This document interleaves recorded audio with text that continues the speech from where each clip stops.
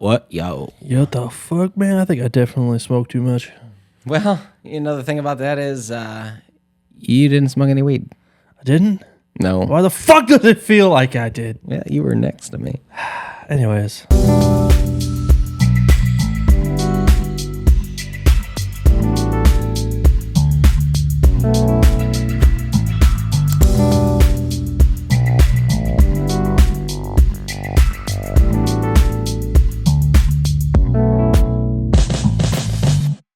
Welcome into another episode of Slightly Serious. I'm Nick. I'm Zane, and we're back. We are back.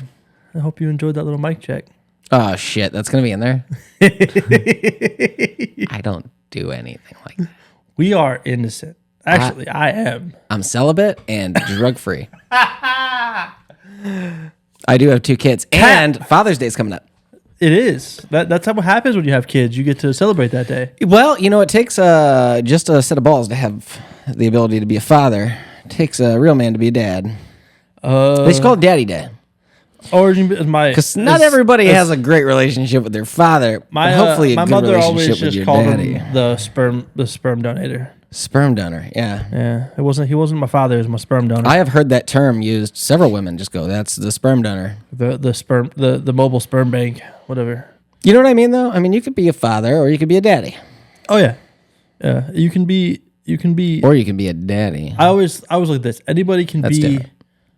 A dad. Not everyone is a father. I always take father as more of a more serious tone for it. See, I do the opposite. I think anyone can be a father. Because it's a father figure. It takes a lot to be a dad. That's how I've always, because like the saying is like you want a father figure in your life. Yeah. So I always think father is like the one who's actually stepped up and been there as like a model. Because like, you don't want a dad figure, you want a father. But if figure. we looked up the definition of father, and then we looked up the definition of dad, would that be different? Because I don't know. I always just went by like, and I even wrote my father a letter recently, and my brother Timothy, who is a father himself, and I was like, anybody can be a father, and I'm happy and I'm proud of you and everything, but it takes a real man to be a dad, and you're a really good dad. Yeah. So the definition of dad is just one's father. His and dad. The definition of father is a man in relation to his child or children, a priest, or the verb of causing a pregnancy.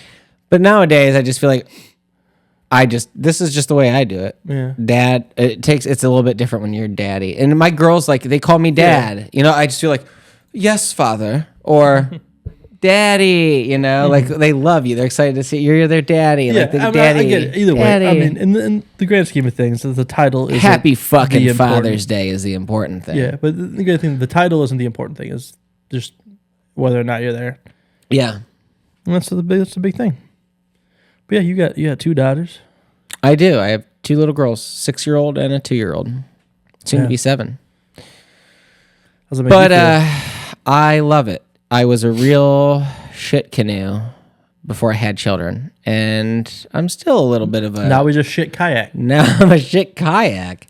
No, children gave me purpose. Children gave me direction. I don't feel like I was always strong enough to do things myself. I don't know if I always just wanted to do them for me or if I was the biggest motivator. Didn't always even like who I was. So when I had kids, it was like,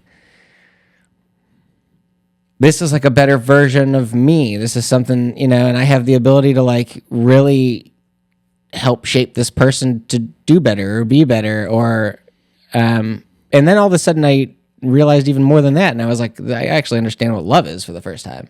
Yeah. Like unconditional love. Like even when I was in love with somebody or like I love my parents and everything, like it always felt different when like I was pissed off at my parents. Like I had the ability to like hate them for some time or like be pissed off, like not, but like when I had my daughters, they fuck up even for a little bit. Like I'm just like, I have like this unconditional love. Like no matter what, no matter how fucking like little, and I can just tell. Yeah. It's so different, man. Also, I can't fathom a dad not wanting to be a part of his child's life. It's I guess only if you're so embarrassed of yourself and you feel like you being around that child would be such a detriment to that child's existence that you need to be gone. Listen, that's there's like a difference between even that, where it's like if your presence will harm the child more than do good, then until you can get yourself together, that's the better option.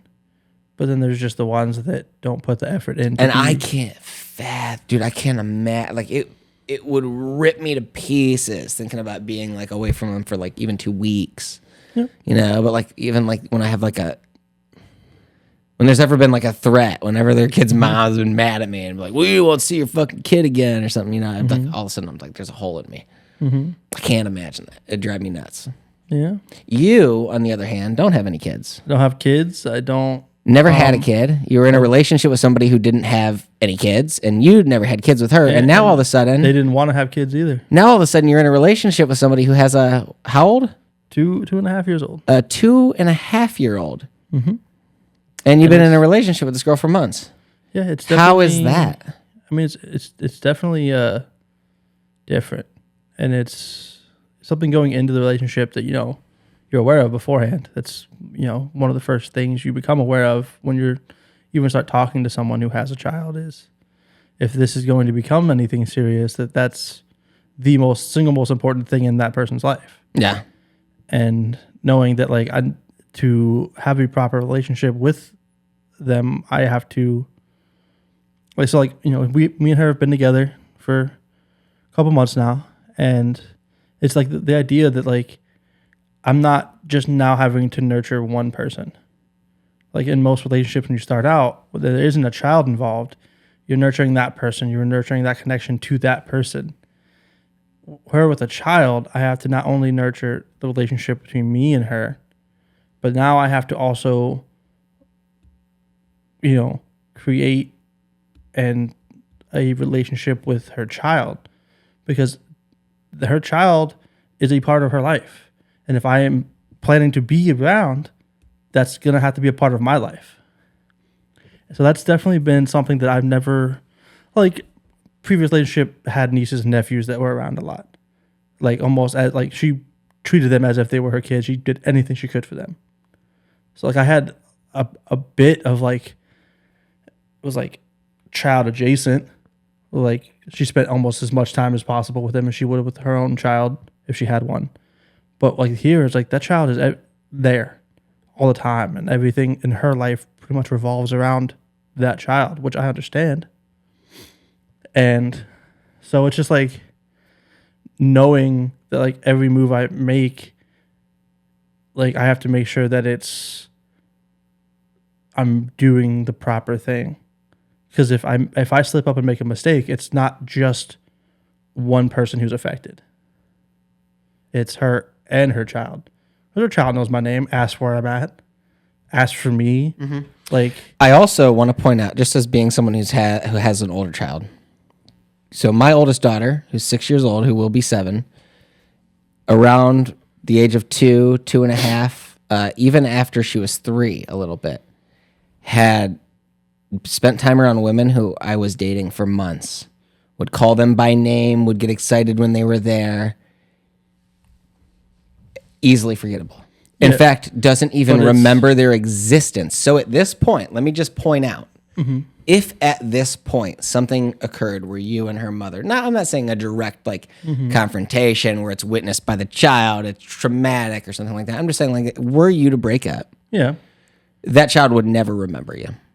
I need you to, it would never remember you. But there's also the idea that then that'll make it harder for her mother, because I'm the first person she's dated after her child's father. So if she puts that effort in and then something happens, her daughter will forget about me in time. Mm-hmm. But she's still going to realize that there's still a period where her daughter's going to be sad and she's going to be sad. So it's going to be even harder for her to want to trust someone else around her daughter. Mm-hmm. Because I said, I'm the first person she's even just from, but and that it's definitely going to make it harder for her to trust. Yeah, because it's the same thing that happened to me. Because since I've been in multiple relationships with women that didn't work out, since I've had my daughters and I have 2 of them, I can see how kids react to this. So the child, it will definitely affect her and how she views and how she trusts things moving forward. The daughter, however, won't really be sad by it because that daughter's attention, the only real constant is her mom. You're not even showing up the way you are a constant. So when you become something that's not even there anymore, the one focus, her primary constant, is still there. So you're not necessarily missed so much. Occasionally, here and there. But even at 6 years old, my daughter now, after just getting out of that relationship for months, I was kind of devastated, wasn't I? It really didn't work out. And, you know, my daughter, I thought, was kind of going to be affected by it. And I occasionally was, you know, I really miss so-and-so. And she's like, oh, I know. I thought you were going to say that. You know what I mean? I'm like, do you miss her at all and everything? She's like, I have you. Like, it's not, you know what I mean? Yeah. Like, she's already seen other before. So it's like, she gets it. Like, and her mom and I aren't together. And she knows that's not, so she doesn't expect that there's always going to be two people. And if anything, it helps a child understand that there is not necessarily always permanence. And so when they have to be subject to change later in life, it actually helps them to adapt a little bit easier. Having been subject to change over and over again and having to adapt, things aren't as traumatic later in life when they have to experience sudden change or sudden death or sudden loss. Loss. How fuck was that noise? That was nice. But you get what I'm saying? Yeah, I know. I get all that, but it's still just like you're right. You're putting a lot of thought into it. But I'm not trying to go into it with the idea of when I'm gone. I don't go into a relationship with the idea of the end of it. Like, no, because the last relationship you were in was years. 7 fucking years. The most toxic relationship I've ever been in, and all of them were toxic. It lasted 3 years. Sorry, 3. It's the longest relationship I've ever been in. Yeah, I was 7 years. 7 years, dude. That's like so much of your life because you're young. How old are you again? 29. So 30 fucking 4 right here. 34, 29. So 7 years. About a quarter of my life was with her. Most of my adult life was That's what I'm saying. Your adult life starts. I mean, you don't really start dating until you're like 18, 19, you know, really dating. Some people like have their childhood sweetheart, but that's not. 20. When you're in high school, that's not real dating, fuckers. 2017. So 2016, we got together. I was 22 when her and I got together. Do you feel like it's real dating in high school when you're younger? I mean, for one, your brain's not even fully developed. I know until many people 25. that are married to their people that, and I get that. Saying. It happens. So it's like it can be. It's just. I feel like you're children. Though. I think you're it's fucking harder. children. I think it's also harder now. What are those people like who are married to their childhood sweethearts? Well, I wonder, like the people who do typically marry childhood sweethearts. What do they grow up to be like? Well, my girlfriend's parents met when they were 13 and 14. Okay. And how are they? They're fantastic people. They that wine country thing we did. That's what they do all the time. Are they like just still super in love with each other? Oh yeah, dude, they adore best each friends. other. They adore each other. Yeah, their parents adore each other. Like her father's father just passed away, so like rest in peace to him. Right before Father's Day, honestly, is a rough time for that to happen. Wow. But the mothers. Like his dad passed away. His wife's parents traveled from out of state to be at that funeral because they were that close with, like their families are so close. That's good. And like, just because they've been together, like they met on vacation. Both their families were on vacation in Ocean City. They met, and it's still a thing they do. Okay, well, their families go to Ocean City to this day. They do vacations. I guess like it's that. entirely circumstantial, you know? Because I find a lot of those like childhood sweethearts and like the ones I've met are like super reclusive, only with each other. Well, that's just the people themselves. It doesn't even have to. I guess it really just kind of depends. They met. And they were both from families that did stuff and were big on family stuff and gatherings and going and doing things. They take week vacations. They go do stuff. They have a family gatherings all the time for. Just right, like if they have a reason to get together, they get together. I just can't imagine finding your person at 16 or 17 years. Like when you don't even know I didn't even know you how haven't to even, fucking you're hold like my not even out of dick at high that school. time. You haven't even figured out what you want to do. You don't know anything about yourself. You've barely discovered your own dick. You know, like, I mean, don't get me wrong. I'd been playing with myself, but I didn't know half the shit I know now. You know, I didn't know how to cup the balls and stroke.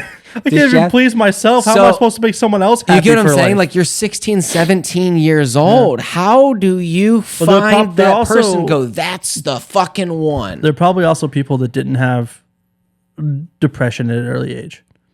Yeah, that's true. I wanted to kill myself. And everyone else. And but it's also, you don't find many high school sweethearts in like our generation, because internet started, dating apps started. There was constant comparison to shit.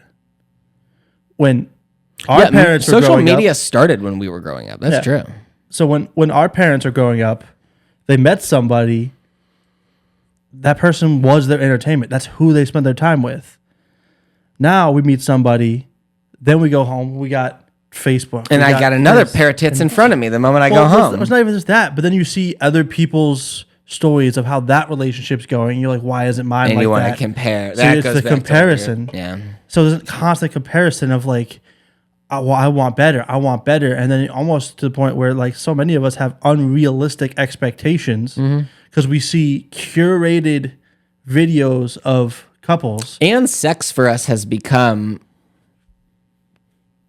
completely cut off too, because like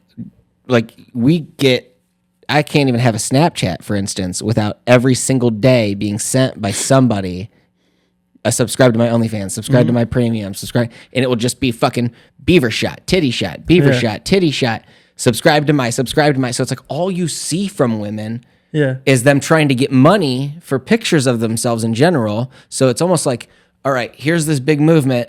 Don't sexualize us as women, but we'll sexualize ourselves and spam you with it. And if you don't want to buy from me, then fuck you, pay me mentality. Yeah. And it's become a really hard thing. But I mean, it's just in general though. But I'm saying, but like our parents didn't have all this comparison, and like it's even the videos you see on like a Facebook or a TikTok, it's what they want you to see. You see the perfect side of a situation, or just someone dancing to a hot song. Well, what I'm saying, but just like the couple stuff I'm talking about, like when we come into relationships and you're in a relationship.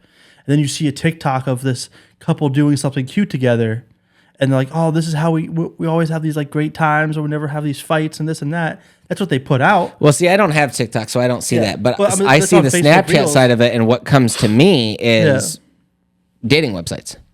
I'll get ads for like Bumble. I'll get ads for like Match.com. I'll get ads for all kinds of different stuff like that. Like when I'm not, it's like since it knows I'm not in a relationship. Those are the only things it will send me ads for. That's it. Like I will not get them for. I'll get them for that. Oh, you know what else I'll get? I'll get like a bunch of Hims ads. Well, I'll get Hims ads. I see people all get the Hims time. ads that aren't even fucking guys. Hims is just a fucking brutal advertising. Did campaign. you notice that for the commercials that I see for Hims for women, or it's hers or whatever? And it shows depression medicine. Well, Hims is depression medicine too. But the ones they advertise, I get the depression hair ones. and dick. I get the depression ones. Do you? It advertises those. Yeah. It advertises hair and dick pills to me. No, I get the Blue Chew if it's the dick pills. Oh, you get Blue Chew. I get Blue Chew for the dick pills, Hims for depression. Yeah.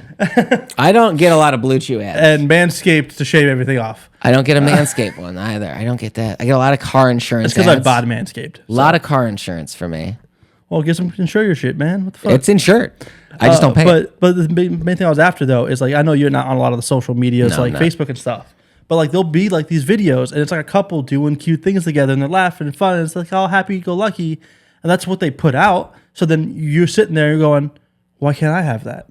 Why isn't my relationship this perfect and beautiful? And why aren't we having all these date nights they're posting about? Because you're only seeing what's... That's all they're putting out. You don't see behind after they got done recording that where they had a 10-minute argument. This is the same thing I try to explain to my daughter when she's watching those YouTube videos with the family or the uncle that makes all the videos with their kid and then puts in all the voices later on and all the shows and everything like that. And I'm like, and I just want to say to her, I'm just like, okay, this is all you see. It looks like all day long, all she's doing is driving around $1 million little cars and all these little things. But you don't see the part at night where the uncle takes her back to her room, beats the shit out of her, and probably sexually molests her, and tells her that if she doesn't fucking behave herself in the next video or act more enthusiastic, he's gonna, you know what I mean? Yeah, well, I mean, Because, like, I'm just, and I know just that's a general. huge, I know that's a huge, I'm just, for shock value alone, saying it like that.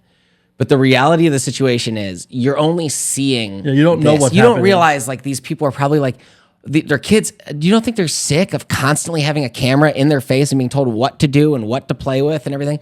Their whole It's life like is staged. The Ryan's toy reviews. Or Yeah, whatever. their whole life is staged. Like Same Ryan's. idea as like child actors.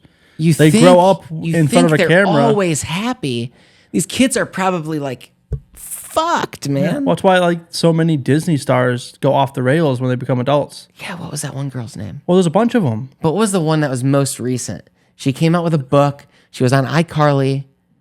Oh, It was a big thing. She didn't- with she- She didn't go off the rails. She just talked about Dan how. Snyder, Well, it was Dan Snyder, but there was the Sam chick, but I can't remember her. and I like her too. I but think she she's didn't. great. She didn't really go crazy. She just No, She just got away from it all, and she was like, no, this but is she fuck- came out about all the Well, she stuff. talked about it. But I'm talking about dramatically- like how Bieber, when he first became an adult, like how he was constantly in trouble, constantly going through shit. 'Cause no one ever Not just mentored that, But him. listen, the whole point was that you don't see how they actually felt behind the scenes while everything Mm-hmm. seemed perfect. Her book, just look it up. It's like actually called something like "My Mother Should Have Died" or something like that, or "I Wish My Mom Killed Herself" or something like that. Like, Yeah. because it tells it. Her whole thing was that it looked like everything was perfect in her life. Jenny McCurdy, and what is the book called? I'm glad my mom died. I'm glad my mom died. Right? Yeah. Because like whoever, like even Bieber's mom was his manager, right? Like I don't these know people about who that. have had their parents as their managers, who have like, you know, do this, do that, go here. It's okay, honey. It's fine. Like encouraging this. It's not always, and sometimes it's the dark side of your butthole. But yeah, it's definitely an interesting thing. But yeah, no, Father's Day though in general, like He's like back to what we started with. That's real. This is It's why we're just- called it's not slightly something- serious, because we'll talk about something, but then we will really have to make fun of it so it doesn't seem as terrible. And But, you're gonna be, yeah. you might be offended by some of the things I say specifically, because I'm pretty fucking off the wall. Like when I talk about chugging horse semen for sustenance. But if you're offended by it, then we're obviously not for you, because we'll be super serious about things. But I'm gonna make fun of them to the point where it's not as painful talking about a serious subject. But and just in general though, like Father's Day, it's not something I typically like celebrate. Just in my life in general, like I'll call my stepfather up and say Happy Father's Day, and my grandpa and like say Happy Father's Day. But like I haven't talked to my actual father in months. Probably spoken to him less than 5 times in the past 2 years. You talked to me a little bit about this, but not much. Yeah, it's just not a strong connection. I put a lot of effort in trying to make a connection there. And it was more of less for a genuine connection and more of for my own guilt. So that if something happens, I don't feel guilty for not trying. But it's one of those I had to realize that it's just sometimes you're putting energy into something that isn't giving energy back. I sometimes feel similar with my own father, because I had a really rough relationship with him when I was younger, especially like in my teens. There were some decisions that he had to make as a father that he had ended up making that I ended up growing to resent him for them to some degree. But back and forth, we had sort of a rough relationship. And then I started to really realize that he loved and wanted to help me, and that really it was just like him making the best decision. So it started to get a little bit better here and there and everything. And then now it's a better relationship. But sometimes, and this is the nature of my father's disease, is he has ALS, Lou Gehrig's disease, to the point where he has the same thing Stephen Hawking had. And due to that, when he starts to get anxious or angry or sad, Just large emotions. it affects him in certain ways. And I think, am sort of a touchy subject for him. Doesn't matter necessarily if we're talking about the past or anything, which he definitely doesn't want to rehash. And I don't need to really either. We've already talked about that to an extent or more. But I feel like every time I talk to him or try to talk to him, dude, he has to like get off the phone kind of quickly or doesn't want to talk for too long or, you know, it seems like he has a hard time. I don't know. I just get the hint that sometimes he has a hard time talking to me or spending too much time around me, which I can understand because I've had a huge past with him. But the nature of it, the irony of the situation with my father is due to the nature of his disease, anything that are super touchy subjects that could get him worked up could kill him, could hurt him really bad or debilitate him in some fashion. So he works very hard now to not get overwhelmed and to keep himself out of things like that. And since I overwhelm him, I have to somehow be avoided too, to a degree. And it's shitty. Yeah, with my father, it's less of like an avoidance thing. I think it's just I don't know, it's just a lack of effort. He's never one to reach out to call. Pretty much any of his children don't really talk to him because there's rarely ever, unless you go to him, you're not going to see him. I've lived within 10, 20 minutes of my father for years. Not once has he ever come over to where I am. Like never seen your place. Never seen my place. My brothers lived even longer within a half hour of him. Never been to my brother's places. So it's one of those like, it's just like he's never put that effort towards. And there was a long time, like very candidly, there was a long time in my life where I blamed him for my oldest brother passing away. My oldest brother committed suicide when I was 14. And there was a long period of my life where I blamed my dad. Because I was like, because my dad was the closest person to him. And it was like one of those, like, how could you let your son get to this point? And now I'm an adult now. I know that wasn't my dad's fault. But my dad also didn't put much more effort in after my brother passed to keep in touch with the rest of us. So it's just one of those where it's like, I love my father, but I know it's healthier for me to let him be where he is and keep, instead of trying to continue to make him somebody he's not, to force him into interactions that he's clearly not pushing for himself. And that's a hard thing to do, is to understand, and not even just with a father figure or a family in general and friends, like this, how we talked about last week with, you know, making sure the people around you want the best for you. It's a hard thing to do, to realize that somebody that you want around isn't good for you. Mm-hmm. And that's what I had to realize with my own father is I would love for him to be around, but I know that who he is isn't going to better me. And that, you know what, that might be how my dad feels too. Not necessarily that who I am isn't going to better him, but it's just like he knows that maybe being around me or spending too much time around me, because he starts to feel a certain way, whether he might feel any sense of guilt regarding it, whether he feels any sort of resentment for some of the hard time I gave him, whether he feels this or that, whether I bring him an overwhelming amount of joy, and that joy or that love that he feels for me is so intense that he can't really process it well anymore. I don't know, but I definitely pick up on it. Yeah. And I know that he will very quickly or very often have the ability to, or more often have the ability to go see Timmy or my brother, you know, or spend more time with my, here or there, go there, or see their place or help with this or that. Whereas like he's been to my spot maybe once, you know, for like 10 or 15 minutes here or there, you know, and it's like, so I get, does it upset you with your dad that you're not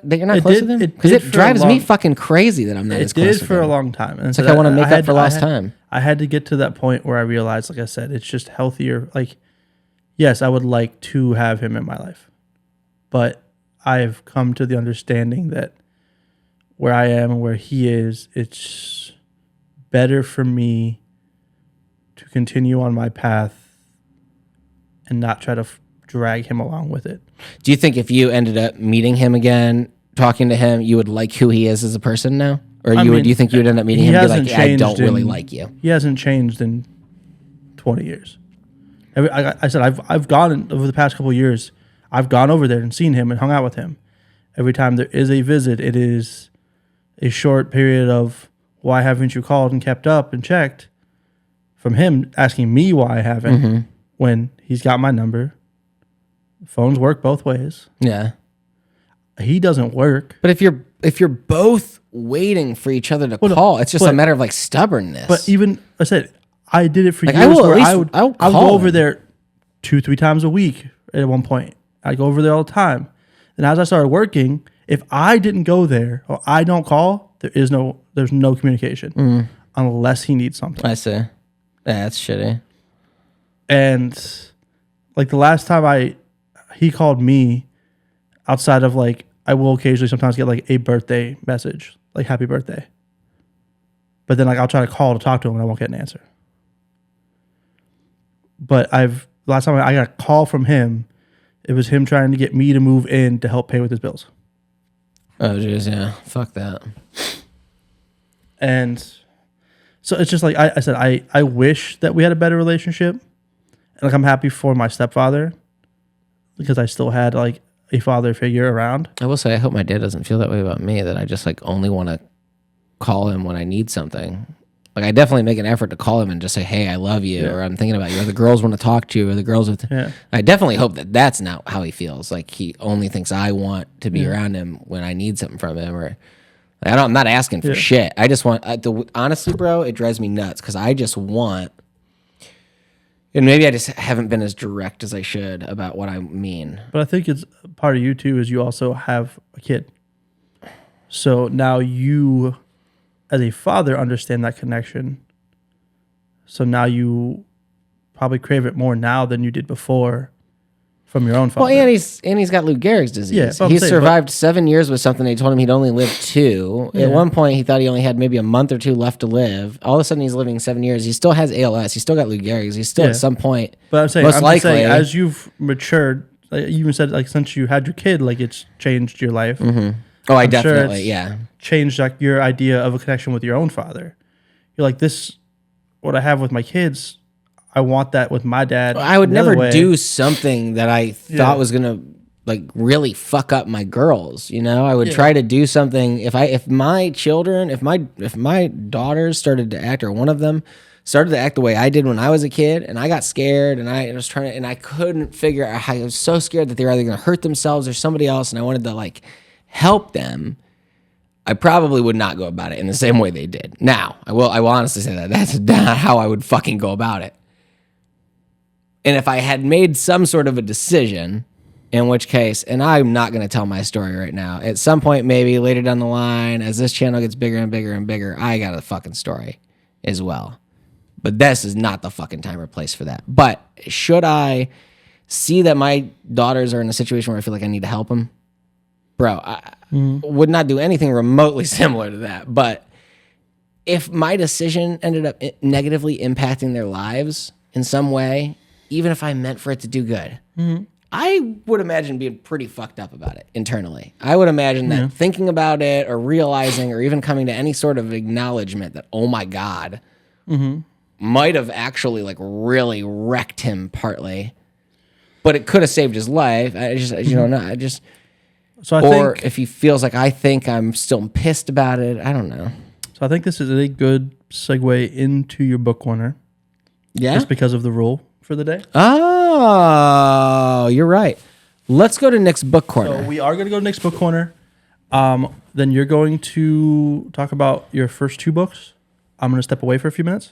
And then I go to the rule? And then when I come back, we'll talk about the rules. Because this rule will tie it together. But Nick's book corner right here. And then you go ahead and take it up. You'll be back. And I'll be back in a couple minutes while you have time with your shit. I have been reading a few things.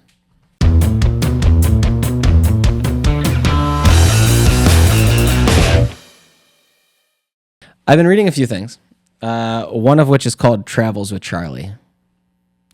And this is by John Steinbeck, who you might be familiar with. He wrote like The Pearl of Mice and Men. It's the one where good old Lenny. Oh, poor Lenny. Regardless. Travels with Charlie in Search of America by John Steinbeck. It is basically John Steinbeck, as he's getting older, realizing that having written so much about America, it was about time for him to get on the road and start experiencing all the states and just go everywhere in America and just travel and start writing about what he sees and journaling about it and all that. So this is his book, where he takes this dog by the name of Charlie with him on this trip through America.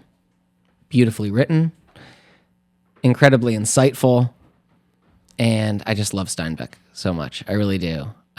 Grapes of Wrath is another really, really, really good book by Steinbeck. I believe the other one is Tortilla Flat. Oh, that's a really good one too. Oh, there's just so many, but that's one I've been reading. This one is one of the most interesting books I've read in a really, really, really long time, and it is called Blue Lard by Vladimir Sorokin, who is a Russian writer, and it's been translated to English by Max Ernst. The front cover is a really, really, really cool painting, which I hope comes up pretty well on the screen here. And the cover image is the Anti-Pope. It was in 1941, which is part of the Guggenheim Foundation. I think it's pretty cool. I think it's really cool, actually. I don't know how well you can see this, but this cover alone made me really want to read the book, aside from the title, which is called Blue Lard. Now, I'm just going to read the back of this really quick because I feel like this is the most I really need to share with you. Blue lard is an act of desecration.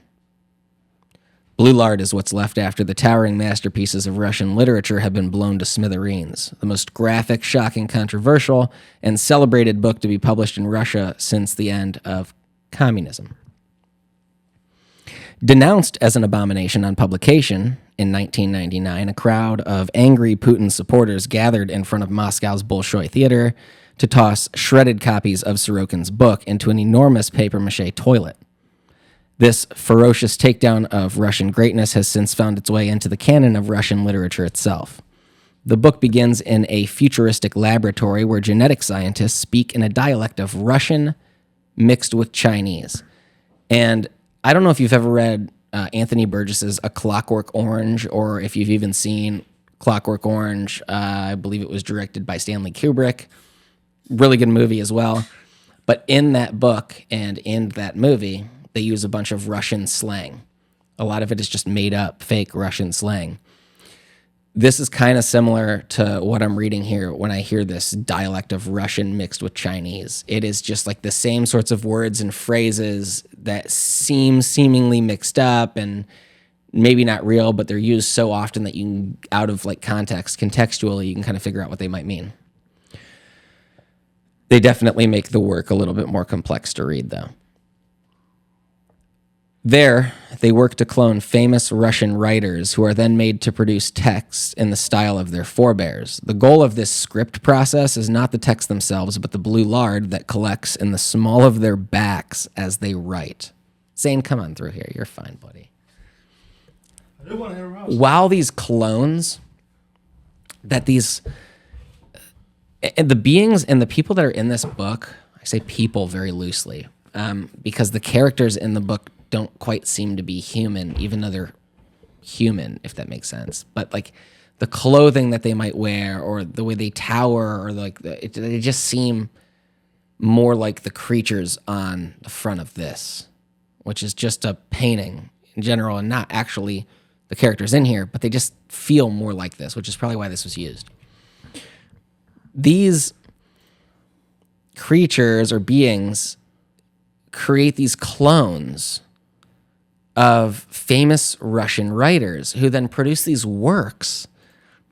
And while these Russian writers who also are severely distorted, weird clones, that will be categorized as like, oh, they're at 76% or 70, and these weird units of metric, like measurement, like just so strange. Anyway, these creatures, these beings, they then create these clones of these Russian writers. These Russian writers then produce these works, and as they're producing these works, this blue lard seems to collect in parts of the body that are then harvested. This substance is to be used to power reactors on the moon. That is, until a sect of devout nationalists breaks in to steal the blue lard, planning to send it back in time to an alternate version of the Soviet Union, one that exists on the margins of a Europe conquered by a long-haired Hitler with the ability to shoot electricity from his hands. What will come of this blue lard? Who will finally make use of its mysterious power? And let me tell you something. This devout sect of nationalists that they're talking about, they're called something of or related to fuckers. They're called like earth fuckers, or God, what the hell are they called? Something of that order. Earth fuckers of Russia. This is the so-called ice cone sent to us from the not-too-distant future by the Order of the Earth Fuckers of Russia. The order will be formed from numerous smaller sects of Earth Fuckers in 2012. In 2028, some members of the order will settle in eastern Siberia on Bald Mountain in dungeons in which there are some remains of the settlements of Siberian Zoroastrians, descendants of a small sect that it seems fled north. It goes on and on about the history of these Earth Fuckers, and so much of this book relies on weird sex, or like these beings being almost like used or abused sexually in certain ways. Like, it just seems strange. Very fucking weird book. Go check it out. And lastly, and I'm glad you're back for this, we're still on this book, 12 Rules for Life, Jordan B. Peterson, clinical psychologist. We've made it all the way through Rule 1, 2, 3, and 4, and are finally on Rule 5. And as a quick recap, Rule 1, stand up straight with your shoulders back. Zane, quick synopsis. Lobsters. Rule 2, treat yourself like someone you are responsible for helping. Quick synopsis. Take care of your goddamn self. Rule 3, make friends with people who want the best for you. Make good friends. And Rule 4, compare yourself to who you were yesterday, not who someone else is today. Fuck everybody else. Are you making progress? Are you in a better place today than you were tomorrow? Good. Keep going. Rule number 5, do not let your children do anything that makes you dislike them. We were talking about perhaps my father feeling like, because of the way I acted when I was younger, because of how I handled certain situations, or even perhaps the outcome of how those situations or decisions turned out, he might feel resentment for either my behavior or what occurred. This is kind of going along the same sort of thing. If you allow your children, whether it's because of your lack of punishment or your misunderstanding of the boundaries between what necessary rules are and what unnecessary rules are, and what unnecessary punishments are, or even how far to take something. For instance, if your child is going to touch a burning stove and burn themselves, or do something where they're going to start walking in front of traffic constantly and not listen and keep walking in front of traffic, it is okay to smack them. Grab their hand and smack their hand so that they understand that pain is associated with a consequence. It would be much better for my daughter to have me smack her fucking hand every time she goes to touch that stove, so she understands pain is associated with touching that stove, than it is to receive a 3rd-degree burn. If my daughter is consistently walking out into traffic, it is okay to smack her hand and tell her no, so that she understands association. But is it okay to suplex her into the pavement? But it is not okay to suplex her into the pavement, or to ritualistically abuse your child, or to just every single time they talk back to you, smack them in the mouth. I wouldn't even say it's appropriate that if they say swear words, wash their mouth out with soap. Soap thing was always stupid. There's certain things that I'm just simply saying, like, there's a difference between beating your child. There's a difference between allowing them to associate pain with a painful response. They're going to die if they consistently walk into traffic. If your children are consistently, as they get older in their teens, slitting their wrist, eventually, whether it's a cry for help or not, they're going to bleed out.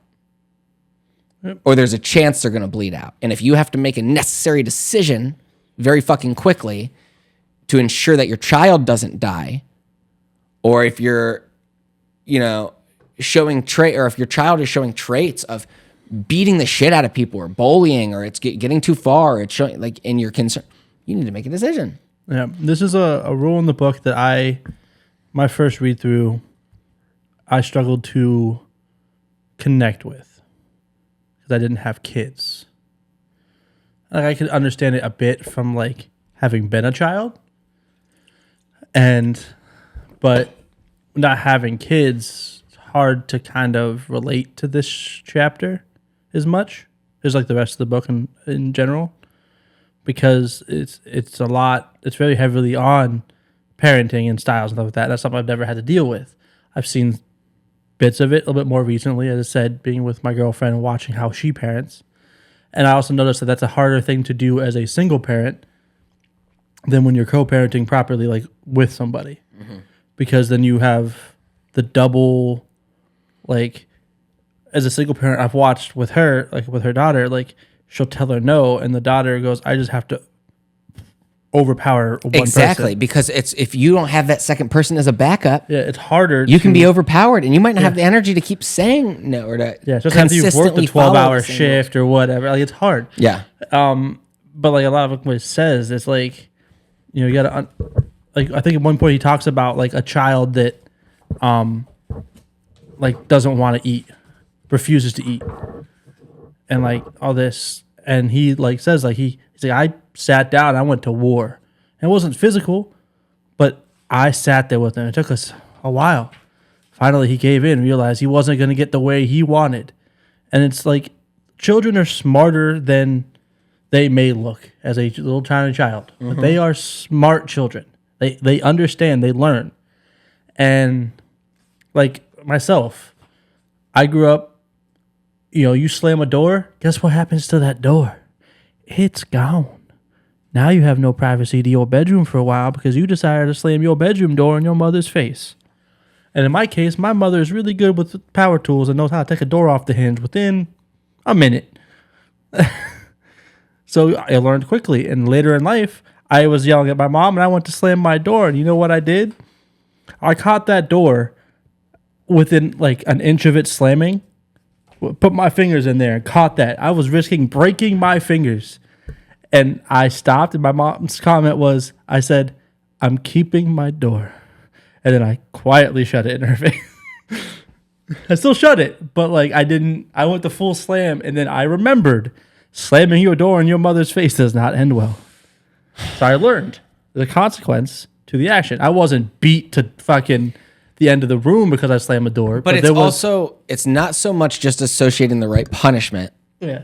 But it's also understanding what are unnecessary rules? What are necessary rules? You don't want to make too many crazy rules because not everything always applies. Mm-hmm. So if you're making a bunch of rules all the time that you cannot follow through with, then there's no real consistency. And then you're just setting yourself up for failure to begin with. But like I learned, really establish what you want the rule to be. But like the slamming the doors is an unnecessary thing to do. Mm-hmm. It's property. It can be damaged. Slamming a door causes stuff around it to fall down because it just shook part of the house. Mm-hmm. And I learned that at an age. And my mom explained that to me. Like, we slam a door. It's like, one, you don't pay for this house. You damage that. That costs money. Mm-hmm. That costs time. And if I ever had to pay for stuff, I had to work for it. I was working as a young age to help. If I wanted stuff, I paid for it myself. I bought my first phone at 12 after I worked and got the money. Yeah. But it's like I learned, like I said, like there's a punishment to actions, and you learn what is right and wrong. Not in specific cases all the time. You should learn, like you don't hit people. Like it's a very common thing for kids to do is to want to whack and want to smack. Yeah, and so that's why like you don't want to beat your kids or constantly hit them when they do something wrong because they're going to think when someone else does something wrong, they need to hit them. But which is not the case. If they hit you, you smack the hand back and put them in timeout. But I think it's okay to associate that with a response. If it's super consistent, if they smack you in the face, you don't smack them back in the face. It's not. But you smack their hand. You explain to them why you did that, and you send them to their room or timeout wherever you need to, and you think about what you've done. Yeah. Come back to me when you can tell me why it's a bad thing. And that's the other thing he talked about is one of the best punishments, because children, how they conceptualize time is 10 minutes feels like 10 fucking years. So when you have a child that's acting up and you show them, because very, very rarely will anybody do something if they feel like there's no punishment if they don't do it, or there's no reward if they do. So if your child starts doing something, whether it be screaming and throwing a fit because they won't get the tablet, fine, you're also not getting the tablet. Now you need to go to your room for 10 full minutes. And when you can compose yourself, I'll come get you. If they're 2 years old and they're throwing a fit, then they don't get to make that decision. I'm setting a timer for 10 minutes, and you can cry it out in here, and I will come back and try again. And if you're going to consistently act like this, I'm going to set it again. And then you're eventually going to learn that you need to calm down before you can come back into real life. It's the same reason that we do the prison system the way we do. You take somebody out away from everything, it is just as fucking bad as beating the shit out of them, because they are like, you are literally you've taken away their humanity. But just like the prison system being faulty, proper punishments are a necessary thing. Sometimes people get put in prison for improper punishment times. I'm speaking loosely. I am not saying our prison system is just. Don't base it completely off that. I'm simply saying that our prison system, the way what it's designed to do, what it was meant to do was just take somebody away from society until they have calmed the fuck down or proven themselves to be reformed from it. Based off the crime, which is not the way it's fucking working right now. But that's. Oh no, you had a joint 50 years. 50 whole years. But yeah, and that's something. It's like I've been learning a lot watching her. Again, says she's the single parent, and like even that second voice makes a huge difference. Like there's been times where like I'm over there with them, and she's having a hard time. Like her daughter's yelling back, fighting back. No, I don't want no. Yeah, no is the favorite word for a 2-year-old. It's just being in the room with her, and she knows I'm an adult, and I think I'll look at her and be like, no, your mother said no. It's not how it's going to happen. And then she'll stop, like in her tracks, and just be like, and then she realizes, like that moment, she's like, oh, I am outnumbered. And she literally freezes, puts her head down, and then will walk over and just lean against her mom. And she like, and then she doesn't argue anymore about it. But it's when she has the one-on-one. That reinforcement. I was trying to find it in here where it said parenting should be a 2-person thing. Yeah, and that's why a single parent, it's so hard for them. Because you're outnumbered. Even if it's one-on-one, it's not even. I remember where I saw I'm outnumbered. I got someone 2 compared to girls. it that like a toddler counts as 4 people when it comes like energy-wise. It's like literally like a 1v4. But it's a crazy like thing, and also just getting them to start to comprehend the idea of no and the punishments of it. Like that's a hard thing in itself to even start them understanding, and then you can grow it to the rest of it. But if they've gotten away with saying no and screaming being the like way they get there what they want, then that makes it hard for them to snap out of understanding that that's not how it works. Disciplinary principle 1, limit the rules. Principle 2, use minimum necessary force. Here's a third. Parents should come in pairs. Raising young children is demanding and exhausting. Because of this, it's easy for a parent to make a mistake. Insomnia, hunger, the aftermath of an argument, a hangover, a bad day at work, any of these things can simply make a person unreasonable, while in combination, they can produce someone dangerous. Under such circumstances, it is necessary to have someone else around to observe and step in and discuss. This will make it less likely that a whiny, provocative child and her fed-up, cranky parent will excite each other to the point of no return. Parents should come in pairs so the father of a newborn can watch the new mother so she won't get worn out and do something desperate after hearing her colicky baby wail from 11 in the evening until 5 in the morning for 30 nights in a row. I'm not saying we should be mean to single mothers, many of whom struggle impossibly and courageously, and a proportion of whom have had to escape singly from a brutal relationship. But that doesn't mean, and that's all I got on here. But basically, like what he's saying there is like, a child can easily outmatch our energy level. Yeah, and if we're suffering from all the other things we do in the day, doesn't have as many external drains of energy. Their focus is on what they're doing at that moment.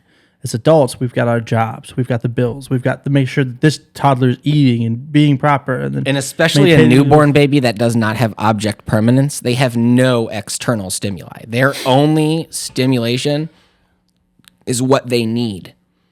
And all they can do is cry and cry and cry about it because that's their only form of communication. And crying can mean they either shit themselves or they're hungry. Or a hard thing is as that child grows and as they start to remember, they remember that crying and yelling gets them what they've needed. So as they get older, they go, well, I can use this for what I want. And so they start to test their boundaries and test their limits, which is where you, as a parent, as a father, as a mother, step in and you can set your limits and establish those set of boundaries. But it is a child with a parent who has not established proper boundaries or limits that can, one, grow up resenting who their child has become simply because they did not reprimand them at an early age. But two, think about this. I love the fuck out of my children. I love them so much, I would do anything for them, unconditionally, no matter what. But no one else fucking feels that way. No one else gives a fuck about your kids like you. Even the people that love them don't love them the same way you do. And people who don't love them give very little fucks. And as your children grow up in life, they're going to meet a bunch of people who don't love them and have not met them before and have no outside context as to who they are. And if they start to act like a fucking fool, they are not going to be treated kindly. Yeah. They are going to be ostracized and they are going to be punished. Because if you don't punish your kids, the world will. The world will punish them for you. It is important to reprimand your kids. Caring about it. Do not let your children grow up to be someone you dislike because everyone else will dislike them too. And they will be set up for failure. Oh. And it's a very similar thing. We'll discuss it in a couple weeks when we get to that rule, but I'm just going to kind of poke at it because it is a part of it. There's another rule that talks about don't interrupt kids that are skateboarding. I don't remember how he words it exactly. But it's like in the same thread of things where you have to, like, kids pushing their limits is a natural thing. That's the human nature, is to push our limits and learn where it is. That's how we have developed. That's how we have learned things and created things and had inventions. Because as humans, we are constantly pushing our limit. We always want to find where that line is. Starts as a toddler. What can I get away with? Oh, I can get away with this. Let me try something different. Try the next thing. That's why kids will jump from higher and higher places. And then that rule about the skateboarding thing, so we'll talk about it more in depth when we get to it. But it's more along the lines of like, if you see kids skateboarding, let them skateboard. Yes, they might get hurt, but then that's when they learn where their limit is. They learn what their ability is.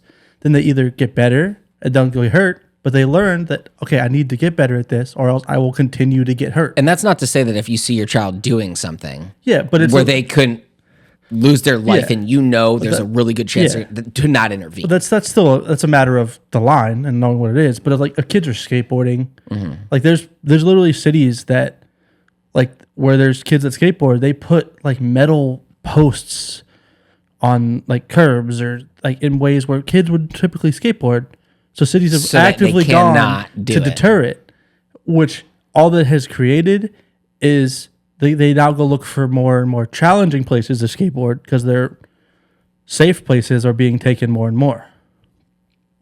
And he said it's not even just skateboarding, just in general. If a kid's trying to do a cartwheel, let them do it. They're going to fail. They're going to fall. They might scrape their arm and hit their head on something, but they're going to learn. No one, like, being a helicopter parent, your child will never establish the boundaries for Independence. themselves or independence for themselves. If you're constantly watching over them and all you want to do is just Like the one thing fucking that hover over them, they'll figure it out later on and it will be way worse. I've watched and noticed with, let's say, my girlfriend and her daughter is her daughter like would be like, hey, we're gonna get ready to eat, like go ahead and get by the table, and the daughter like wants like mom help me, I was like, no, you can do it. Allow them, like you gotta allow them to, one, you gotta teach them where the boundary is, but two, also push them to new boundaries at the same time. I know it's like a balance thing, but it's like you can't do everything for them for their whole life. Oh no, and with like my oldest, I would make her go and ask for the thing she wanted. Like if we were at the library and they have dry erase boards and she wants the markers, I need you to go ask them. And she's so, at first I don't feel, and I'm like, look, you want those markers? You're going to have to ask for them. Well, I mean, they're going to give you the markers. All you got to do is just say, can I, and eventually I did it a few even times just in front of her. things, like, just like I said, like her daughter's 2.5 and she speaks in almost full sentences at 2.5. It's honestly incredible to watch. Like, That's how, yeah. That's to how, have like a 2-year-old. that's like, how it typically is. I didn't talk to her. I was almost My 5. daughter's 2 years old Yeah. and she speaks in full sentences. Yeah, I didn't talk to her. I was almost like I was over 4. Oh, well, that's not, actually, that's very atypical, Zane. But It's like highly atypical. but like she like wants to watch TV and she'll like just yell, I don't want. But she'll just say no instead of saying what she wants. So like watching her mom be like, no, you want to watch? Show me what you want then. So then she'll go over the TV and she'll like try to swipe up, which the TV is not touchscreen, but you know what she's trying to do. Yeah. So you'll scroll down for her and then she'll be like, that one. And you're like, okay, you showed me what you want. Yeah. And then like the enforcing the please and thank you is a I huge want thing. milk. I want milk. I want milk. I'm like, you need to ask me. Say, can I have milk, please, Daddy? Yeah. Milk, please, Daddy. And she'll go, milk, please. Or and like, then I'll say, or okay. if we say, if she's like, I want this, and you look at it, what do you ask? What do you say? Can I please? Even Kieran, she'll be on the swinging. That's my oldest. Yep. Swinging. Running out of gas. Need a push here. Kieran, is that how we? Can I have a push, please? All right, now I'll give you a push. Right, you don't just. I was like, or I'll just go. Cool statement. The other thing, cool statement. I want ice cream. That's a cool statement. Can I have ice cream? There you go. Yeah. I lost my train of thought now. You were going to talk about penises, I think. No, definitely not in this conversation. Usually that's just what your go-to is. So I wasn't sure. We were just talking about Because like, no, not with this. Not with this. but like just the general like, teaching the kids like what to say and like at the proper time. The other thing is too is like when you are punishing a kid and like you say if they're doing something and you're like, no, you don't do this. You go in timeout for 10 minutes. The one thing that like I've seen is when it's time to bring them out of it, and you're like you instead of telling them why they're in timeout, she goes, "Why were you in here?" So now the kid has to think about it and be able to recite, why am I in here? Because if you just go in there and again tell them, I put you in here for this and that, and like tell me you're sorry, they're gonna just say what they know you want to hear. Yep. But if you go in there and be like, why are you in here? And they'll be even if they It's the same reason the police officer asks you, do you know why I pulled you over? Because if you can admit it before he tells you, then you just admitted to doing something wrong. But the thing is, like, you tell the kid, like, you ask them while they're in there. That means they have to, again, relive that moment, think about it, and understand it to be able to tell you. Because if they don't, then they didn't learn from the lesson. Yeah. And then the other thing is, too, is, like, the kid will learn that if you just tell them, like, say you're sorry, then you have to also be like, why are you sorry? Because, like, I've watched it with, like, a toddler, like, you come up, like, they'll do something bad, the parent will yell, and the toddler will be like, sorry, mommy, I'm sorry. And then the parent goes, but why? Why are you sorry? So now that kid has to be like, because they were just trying to say the thing they know they're supposed to say, But now they have to That's explain a good why. point. That is a good point because I need to do that more with Harper, my youngest. Yeah, because they're gonna learn that sorry is the answer, yeah. but they don't really And understand why. why. So like, well, I'm sorry. What are you sorry for? Yeah, and that's because she will. yeah. My youngest will do that. She'll just, oh, sorry about that. Oh, sorry, Yeah. daddy. Oh, sorry, daddy. But like, why are you sorry? Because you Sometimes she clearly even know says sorry for things that she shouldn't be sorry for. Yeah, but that's where She you have knows- to be like. that's where you know So she why knows are the you word, sorry? yeah. So you clearly understand something is up here that you want to say sorry, but why? And if it's like, in the case of like maybe she hit her mom, like why are you sorry? Because I hit you, and why is that bad? You don't want to hit people, that hurts them. There you go. Now you understand why you're sorry, not just I'm sorry. Is it over? Like no, like why? And like yeah, for that moment, it's gonna suck. They're gonna be sad. They're gonna be, like I said, like even the moments I've told her daughter no for something, and how she gets super sad and she goes and hides. It's a couple minutes of she's gonna be upset because she didn't get her way, but then 10 minutes later, she doesn't know what's happened. That sadness is gone because something else has gotten her attention. But you got to keep every time just reinforcing it so that every time and eventually that object permanence becomes a lesson instead of a momentary thing. Same thing with like breaking co-sleeping. That's a rough thing to do. That's a tough thing to do, yeah. The first couple times she started doing that shortly after we got together. And like we bought her daughter the bed, like took her daughter with her. So she was excited about having her own bed, got her in there. And like the first night she slept in a different room, she laid next to the bed, got her to sleep and left. Daughter woke up like 10 minutes later. Mom's not there. It was like you had stabbed that daughter. So I figured out it's all about like what's easier when you have a second one because then they're usually in the same room. And There's somebody. Or the bunk beds helped when I got the girls' bunk beds that helped. But the main thing is establishing a new routine. It's almost like if your typical routine was to do the same thing before you went to bed in your room, doing that same thing and then not going to bed in your room is such a huge change.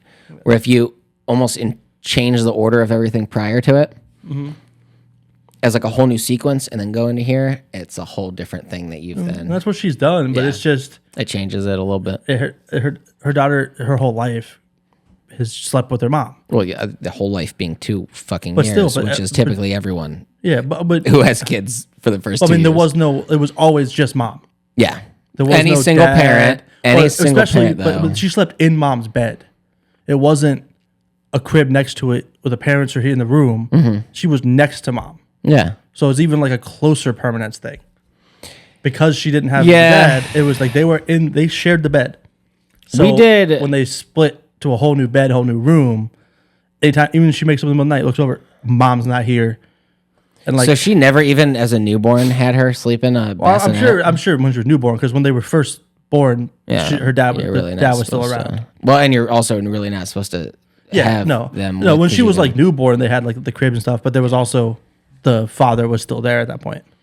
But I'm saying SIDS as soon is as a totally real thing. I mean, yes. I mean, I know we probably started sleeping with Harper in our bed off and on, like when. yeah. And I know Harper like slept with me in my bed and stuff like that a little bit earlier than she probably should have, but we definitely had to be aware of like how. Yeah, I get all that, but I was just saying, like, from when she was like over a year old on, like, especially as the I do think that's pretty relationship common. went. I think that's pretty common. Yeah, now. but I think having her sleep in the room, like in a crib or something. No, I'm saying outside Yeah. of a crib. Typically, at once in my, especially Yeah, with but my I'm saying- kids or any of my friends who have kids and stuff, almost all of their kids slept in their bed next to them while they were growing up. Yeah, I mean, Just not a separate, like just in their bed with them. Like there's no need to have them in a separate. Sometimes, occasionally, from time to time. I think it tends to be more if there's both parents, then it gets pushed earlier. Yeah, well, if there's both parents, then there's not enough room in the bed Yeah. a lot of the time. Yeah. But for single parents, at Yeah. least. That's Yeah. why I mean, single that's a parents struggle more very with it. Common thing, I think. And it's not you can't alternate either, where it's like you might have mom, you might have dad, you might not have nobody. And instead it's But mom's she was there. always with mom. Yeah. Yeah, she didn't go back and forth. But no, with it's dad. definitely, and it still So that's different. takes time to get her, like, she'll lay in there with her until she's like pretty much asleep, and then she'll come back out. And then when she wakes up, a lot of time at night, she'll kind of just go back to sleep. all these, I know, like to her, like it probably just is like so new because it's like her only kid. But all these things are literally the same things. Well, she probably knows like every like single her parents deals are with. like her mom and dad. Her mom does a lot of like daycare stuff, so she helps her a lot. Her sister has a kid too. She's got a good support system. It sounds like. Yeah, but it's still when it comes to the general parenting, it's just her, and it's still just hard to pull everything off on her own. Because it's not even like the daughter goes and sees the dad and stays with the dad. Yeah, It's her or her parents when she's at work. but that's all the kid knows. Yep. So it just makes it harder. Well, all this all comes down to is that it's just that, like I said, like don't allow your kids to do stuff that makes you dislike them. Yeah, that's the whole point. Is don't grow to resent your kids by allowing them to get away with a bunch of bullshit. And even more so than that, don't allow them to become something that the world dislikes or something that's going to cause friction in the world when Yep. But that's how they need to get along. So anyways, Nick's going to read all of these books. Yeah, that got a lot of stuff that we ended up stocking up here, as you can see in the back. And he's working on this old magic book right here. I wish my He's fucking learning library spells. looked like this. I do have a decent library. I'm like 700 books strong, a little bit more than 700 books in my own personal library. I have, how many is in the Dune collection? 7 books, maybe. So 8 books. But yeah, it was a good week, man. Good conversations as always. Yeah, we got a lot of stuff going on here. What's the rule for next week? So we have a sneak peek on what it's going to be. Next week will be rule number 6, because 6 comes after 5. Set your house in perfect order before you criticize the world. Don't throw stones in a glass house. Pretty much. But we'll get more deeper on that next week. He's going to read it like a good boy. Say Probably a hello couple other books too. to your mother And tell somebody you love them. for me. Do that. Like, comment, subscribe. Share the podcast if you're listening on audio forums. We appreciate you, and we'll see you. Bye. Goodbye.